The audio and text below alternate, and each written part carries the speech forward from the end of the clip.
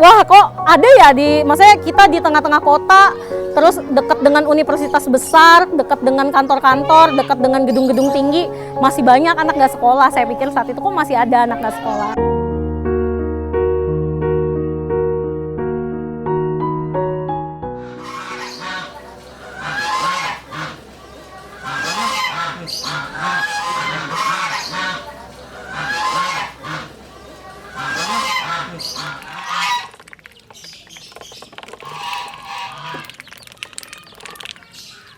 Dulu waktu di Bandar Lampung saya kerja sembari kuliah sejak masih SMA lah, udah mulai kerja.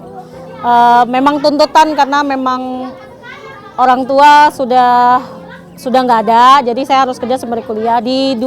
Setelah saya lulus kuliah di tahun 2012 kalau nggak salah ya, saya sempat kerja di Bandar Lampung di beberapa perusahaan sampai akhirnya dapat tawaran di Depok.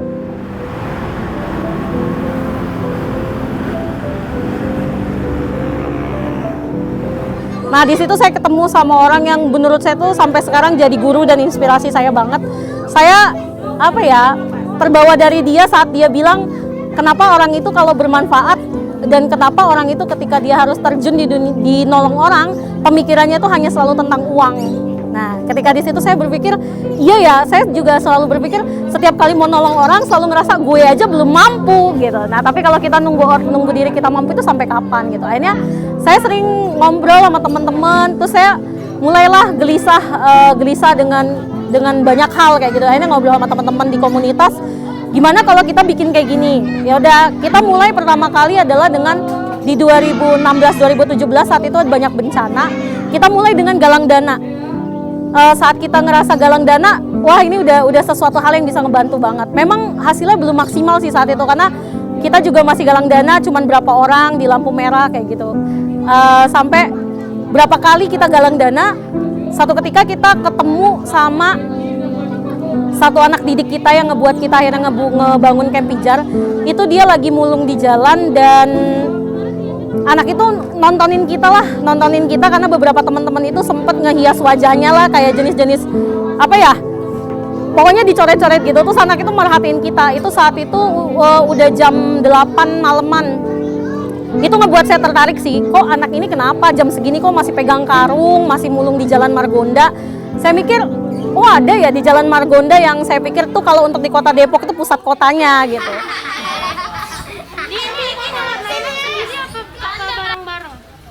Dibantuin sama siapa? Oh Kanando. Bilang apa sama Kanando? Anak itu dalam waktu 4 bulan sampai ke 50 anak, itu bikin kita kaget. Saat itu sih saya dengan teman-teman bener-bener nggak buka volunteer itu hanya dari komunitas kami harus mengajar 2 orang, mengajar sampai 50 anak, mengajar sampai 40 anak. Itu perjuangan kami selama setahun. Cuman saya nggak pernah putus untuk istiqomah. Kami nggak pernah ada namanya setiap minggu itu, kadang ada, kadang enggak. Kami selalu ada setiap minggu, kami usahakan meskipun kakak pengajarnya hanya 1 orang.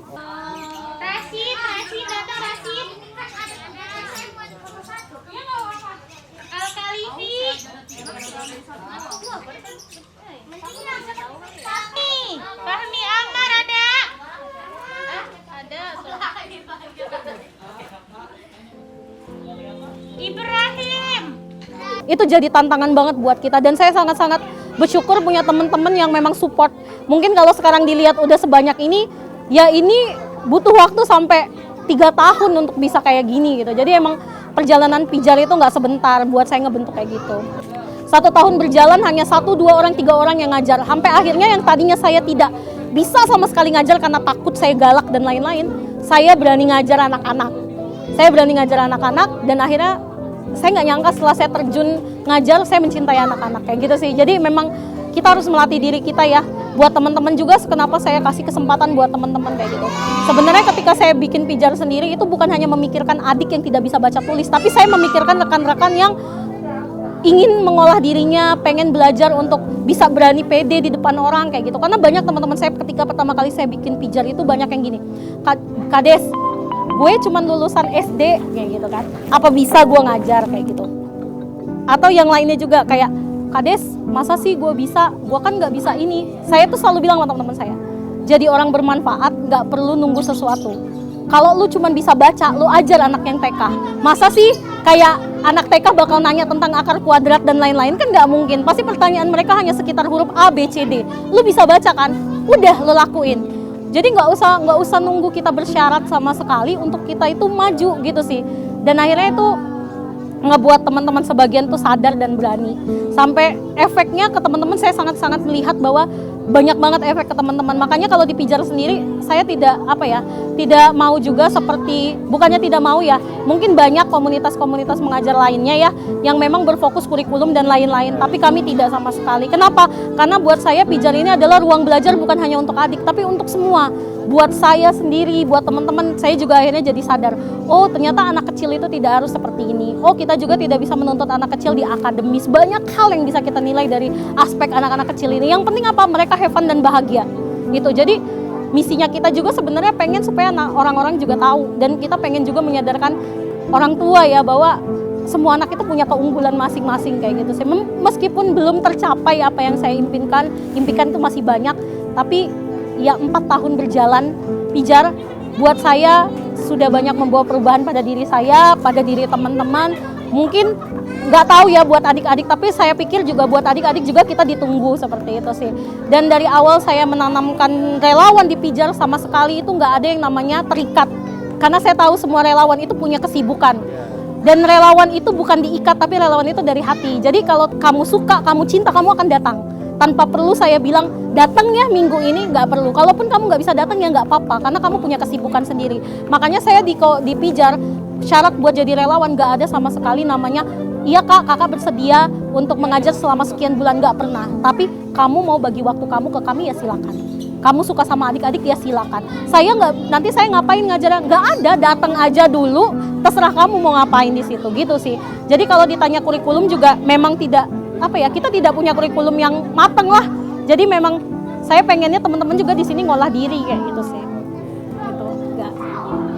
Waktu pertama COVID sih kita memang sempat ngeliburin ya, karena kita juga menghormati lah gitu kan, menghargai dan menghormati, karena di sini kan dekat dengan lingkungan masyarakat juga ya, kayak gitu. Jadi ya udah kita stop dulu ketika pandemi, sampai pada akhirnya PSBB atau lockdown itu sudah sedikit terbuka, kita mulai belajar gitu.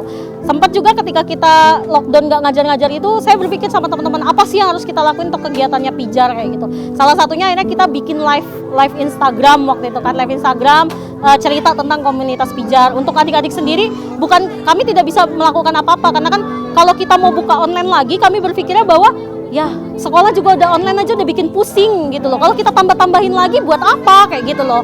Kayak nggak ada guna lah, maksud saya kayak gitu kan. Mereka tuh nggak butuh itu gitu.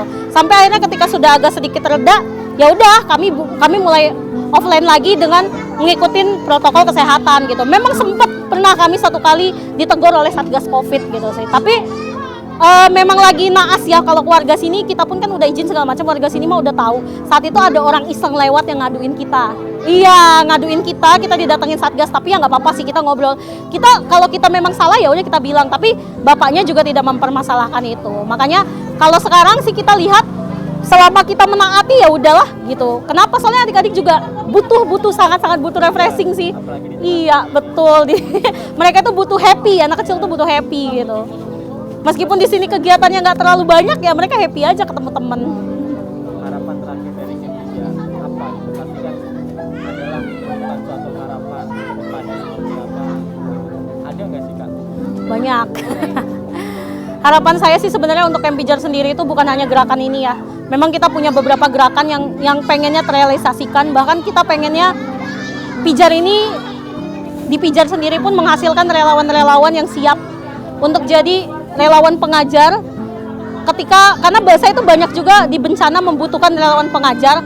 Kebanyakan kan orang datang jadi relawan tapi nggak siap ya menghadapi anak baru pertama atau apa. Saya pengen sih teman-teman di sini juga bisa terbentuk. Jadi ketika nanti suatu saat dibutuhkan, Pijar bisa besar, bukan hanya mengajar di sini di Depok, bukan hanya mengajar di Depok. Teman-teman tuh udah siap jadi tenaga yang memang udah punya ilmunya kayak gitu sih.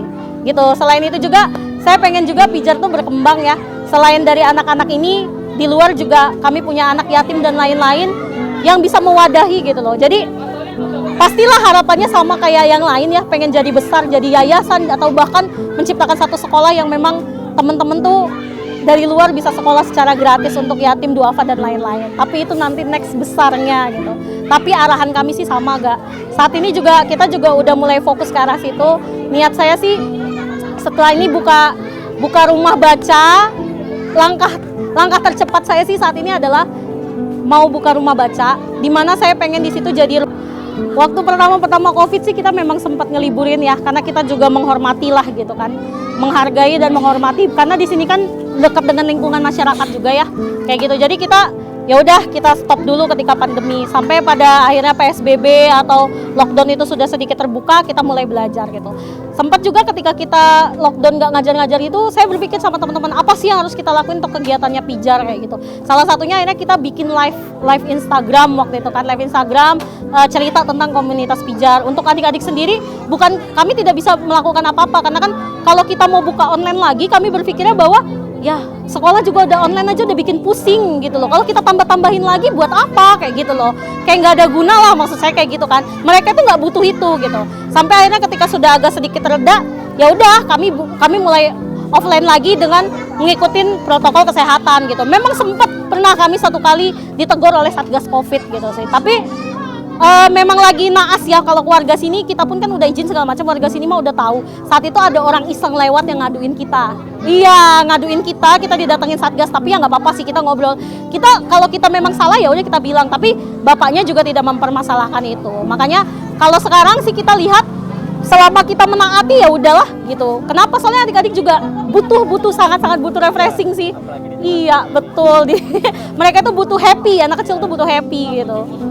Meskipun di sini kegiatannya nggak terlalu banyak ya, mereka happy aja ketemu temen. Harapan saya sih sebenarnya untuk Camp Pijar sendiri itu bukan hanya gerakan ini ya. Memang kita punya beberapa gerakan yang pengennya terrealisasikan. Bahkan kita pengennya Pijar ini, di Pijar sendiri pun menghasilkan relawan-relawan yang siap untuk jadi relawan pengajar. Karena saya itu banyak juga di bencana membutuhkan relawan pengajar. Kebanyakan kan orang datang jadi relawan tapi nggak siap ya menghadapi anak baru pertama atau apa. Saya pengen sih teman-teman di sini juga bisa terbentuk. Jadi ketika nanti suatu saat dibutuhkan, Pijar bisa besar, bukan hanya mengajar di sini di Depok, bukan hanya mengajar di Depok.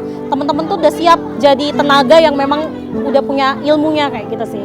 Gitu. Selain itu juga saya pengen juga Pijar tuh berkembang ya. Selain dari anak-anak ini, di luar juga kami punya anak yatim dan lain-lain yang bisa mewadahi gitu loh. Jadi pastilah harapannya sama kayak yang lain ya, pengen jadi besar, jadi yayasan atau bahkan menciptakan satu sekolah yang memang teman-teman tuh dari luar bisa sekolah secara gratis untuk yatim, duafa dan lain-lain. Tapi itu nanti next besarnya gitu.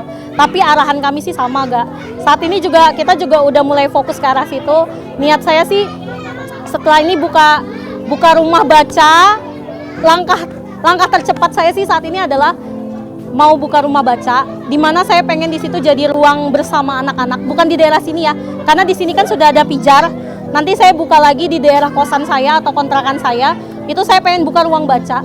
Di sana itu saya pengen buka galeri sebenarnya. Jadi nanti adik-adik akan bikin produk yang bakal dijual.